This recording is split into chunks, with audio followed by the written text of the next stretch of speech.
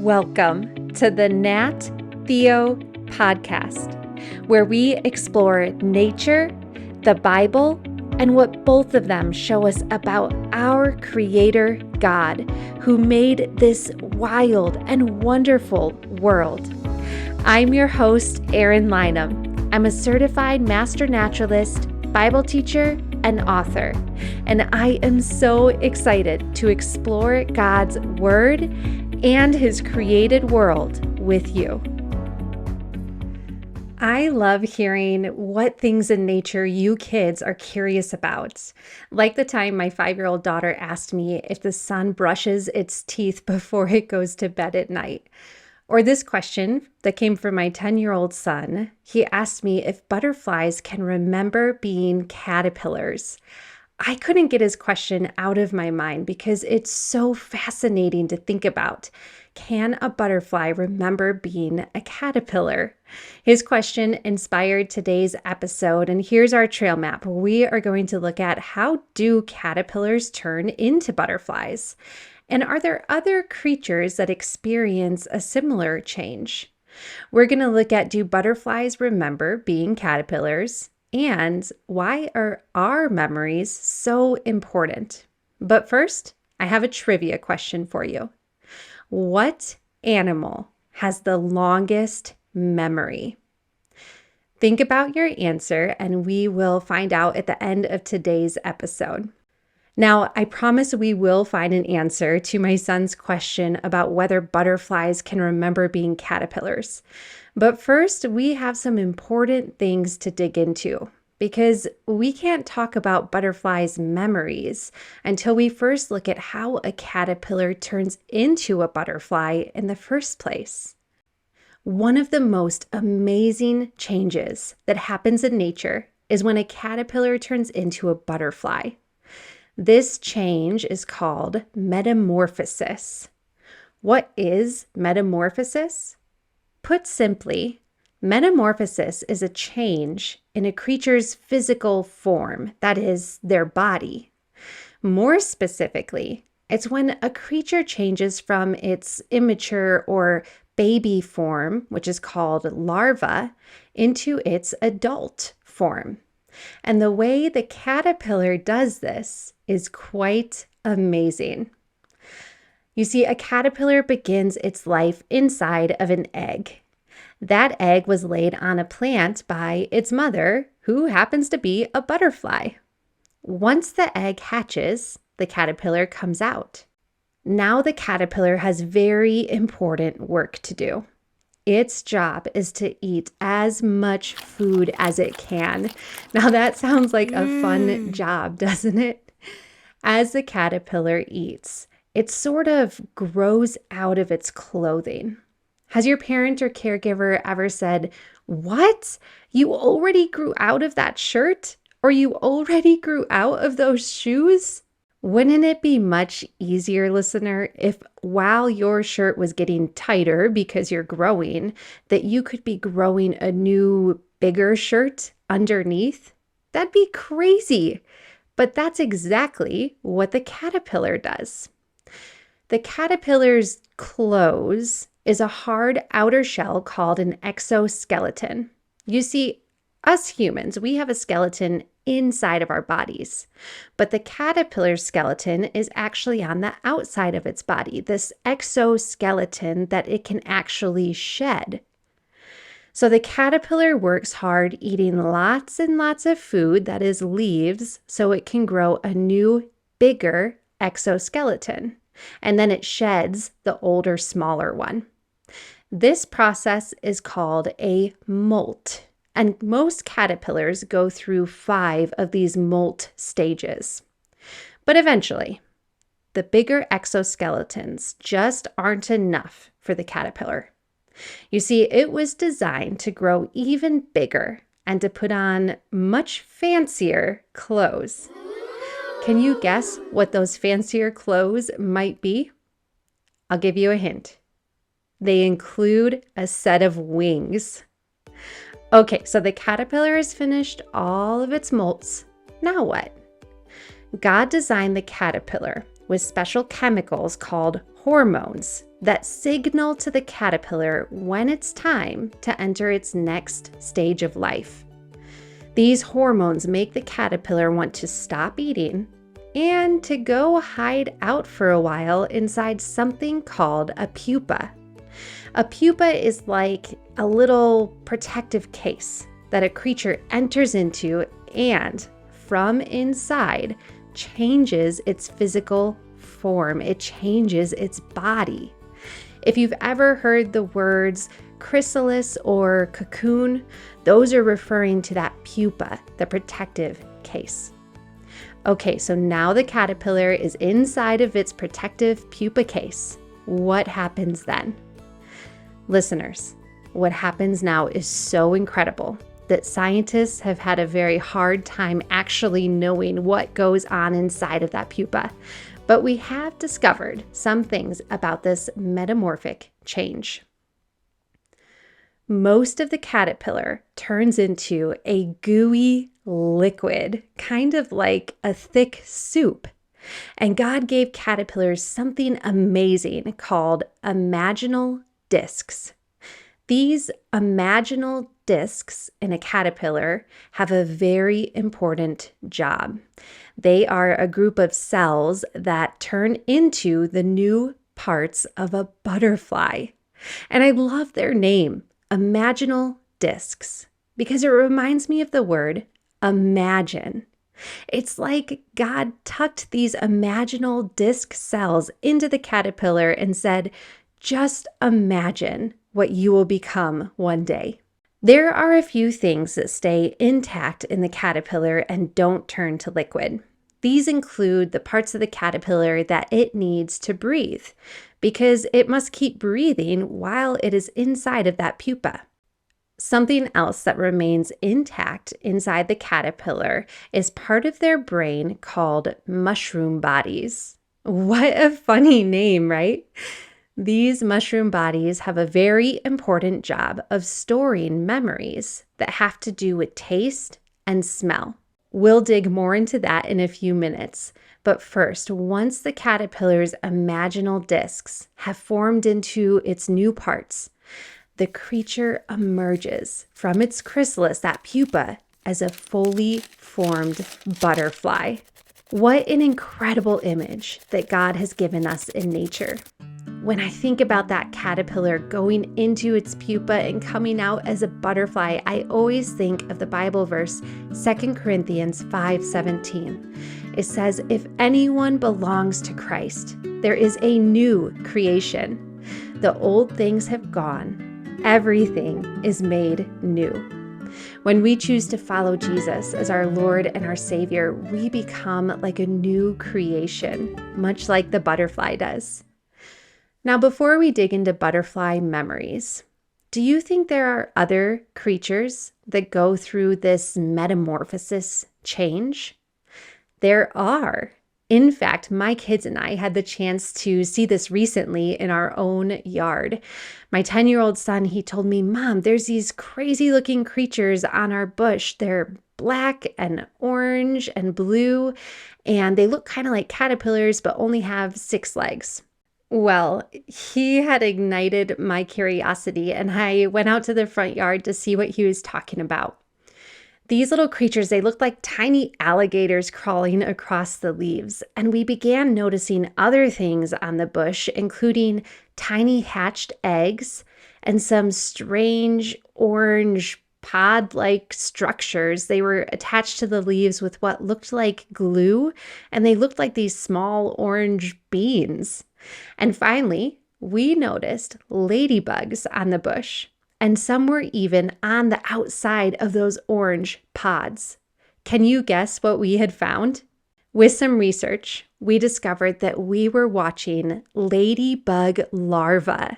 Do you remember that word, larva? It means that baby form of the creature. You guys, we were watching a bush full of baby ladybugs, and we were seeing the whole process that they had hatched out of these tiny eggs, and now they were these little larva creatures that were going through this molting process, and then we could see the orange pupa and the adult ladybugs. It was absolutely incredible. I have a video of this on my Instagram page, and you can watch the ladybug babies eating these tiny aphids, a little sap-sucking creature. Guys, it was just incredible. You can find that on my Instagram page at Erin Lynham Author, and I will link directly to that video in today's show notes. In fact, you guys, I share a lot of fun nature lesson videos on my Instagram page. So with permission, please go watch the ladybug video. And while you're there, be sure to follow my page and comment on the video and share it with others. So ladybugs also go through metamorphosis. Now, a ladybug is a type of beetle. And beetles undergo metamorphosis along with wasps and flies and moths. In fact, around 80 to 90% of insects, that's most of all insects, undergo metamorphosis. Isn't it incredible to think of all those insects all over the world going through this incredible process and following God's design for how they grow up into adult creatures? Let's return to my son's question that sparked the idea for this episode. Can butterflies remember being caterpillars? But before we dive in and answer that question, let's think about your memories. What is your oldest memory? Can you remember something from when you were very young?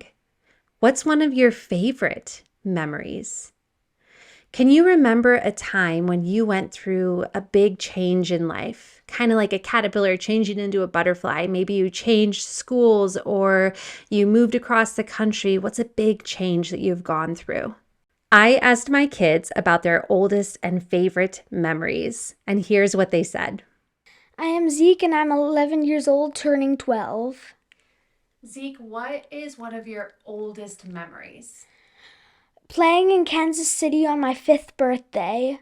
What do you remember about it? I remember playing with two of my friends with some trucks in a sand pit, and I remember pushing a spider off my arm while yelling.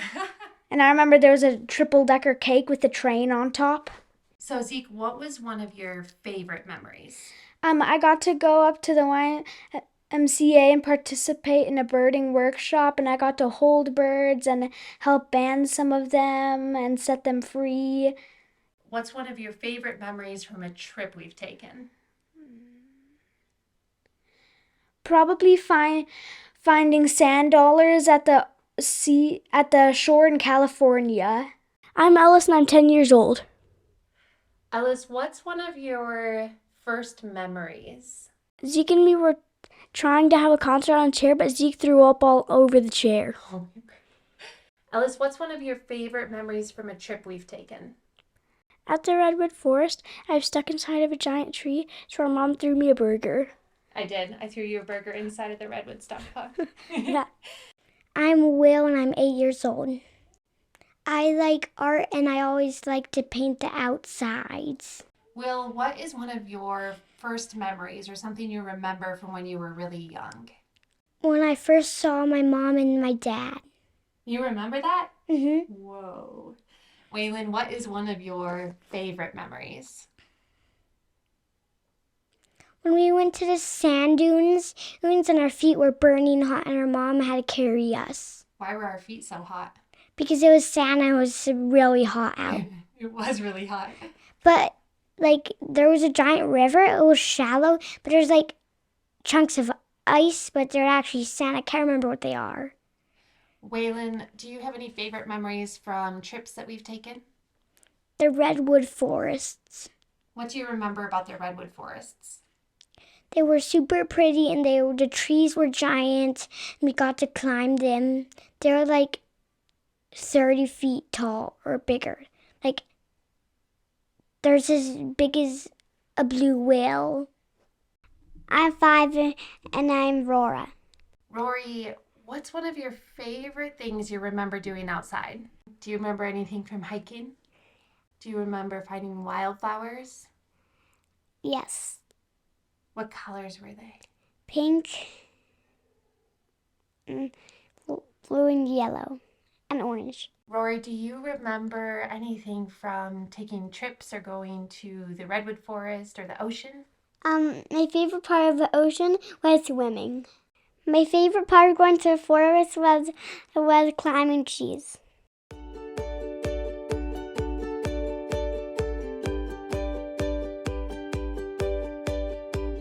Much like us, it seems that butterflies can remember some things from when they were children, or caterpillars in this case. I was fascinated by a study I found from some scientists at Georgetown University who had the same question as my son, and they did an experiment to explore this idea.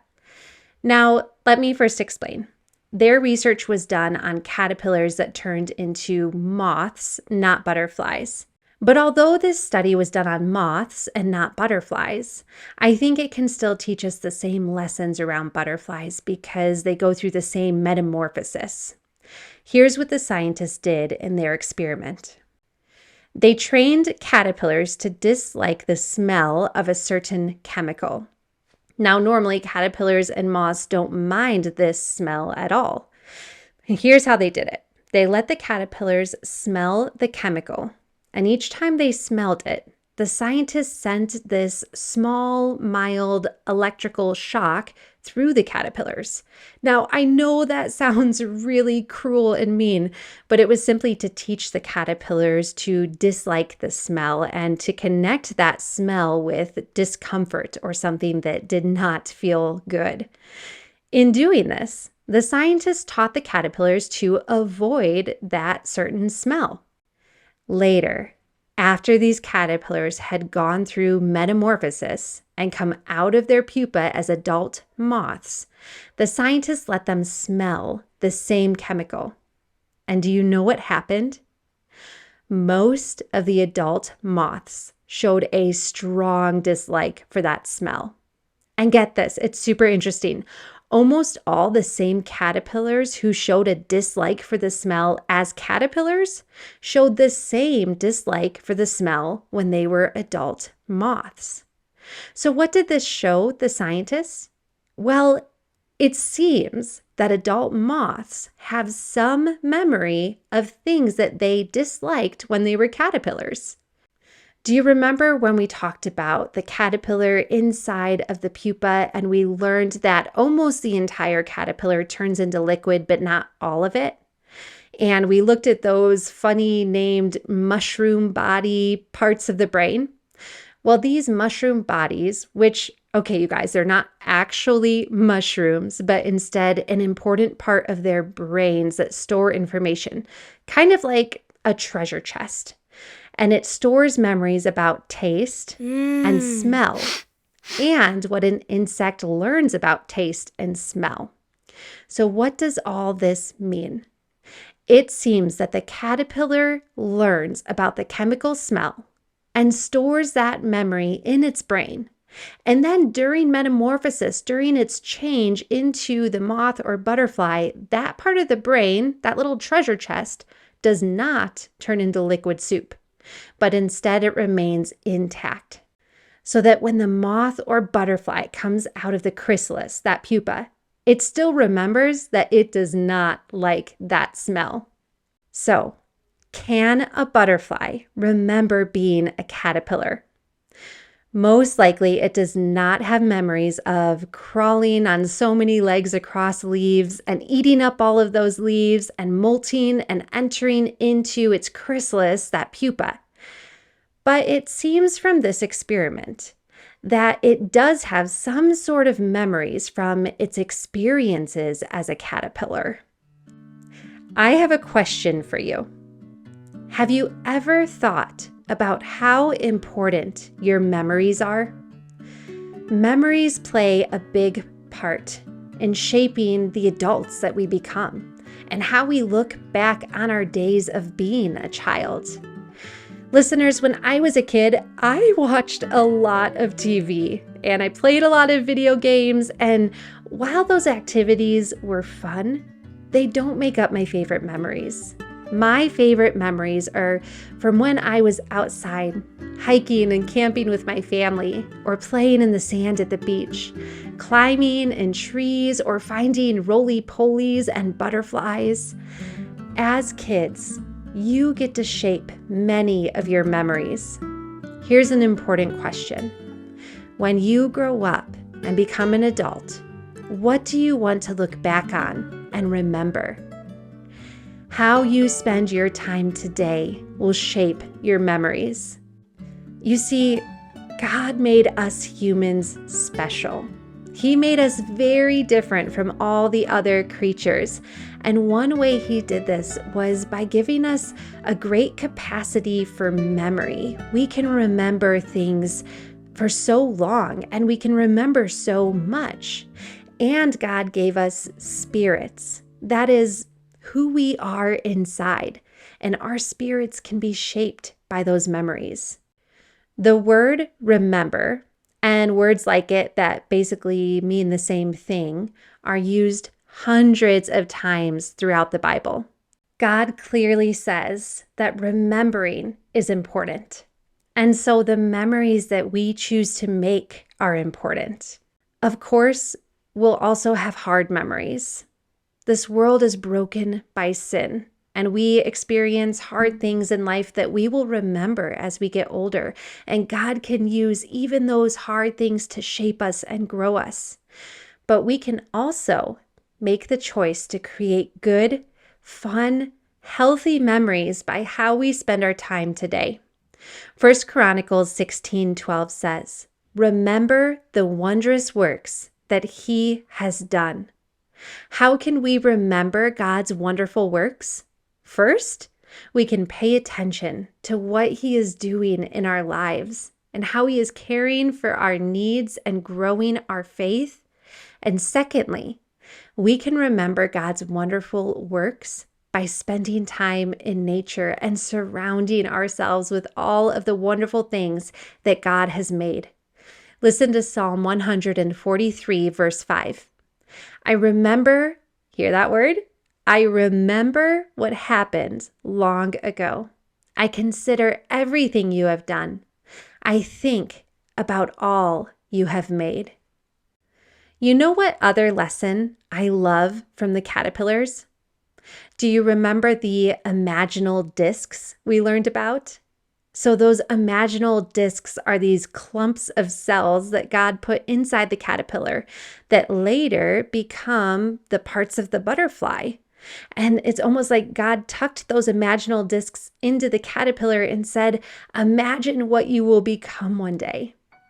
Similarly, God created you for great things. And not only for when you grow up, but for right now. Listen to 1 Timothy 4:12. Don't let anyone think less of you because you are young. Be an example to all believers in what you say, in the way you live, in your love, your faith, and your purity. Listener, you are so important in God's kingdom. He is right now growing your faith and helping you become who He made you to be. And He has been doing this ever since you were the size of a tiny seed inside of your mother's womb. Psalm 139 verses 13 to 14 tell us, "You made my whole being. You formed me in my mother's body. I praise you because you made me in an amazing and wonderful way. What you have done is wonderful. I know this very well." Just like God created the caterpillar with imaginal discs, as if saying, imagine what you'll become one day, He created you in your mother's body. He made you unique and special and gave you certain passions and strengths and skills and important work to do in His kingdom. God made you wonderfully, and I am so certain that He looked down and thought, just imagine what you will become. Do you remember our trivia question for today? Which animal has the best memory? Do you have your guess? the animal with the best memory is likely the dolphin.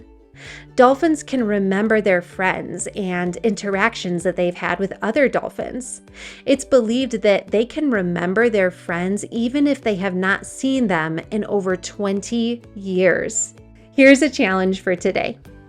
Go see if you can find a pupa on a plant, or maybe an insect that went through metamorphosis, like a butterfly or a ladybug or a moth. Go look closely at bushes and trees and study their leaves and see if you can find signs of a creature that went through metamorphosis. As you do this, remember that you are shaping your childhood memories and giving yourself fun, exciting, and wonderful things to look back on one day.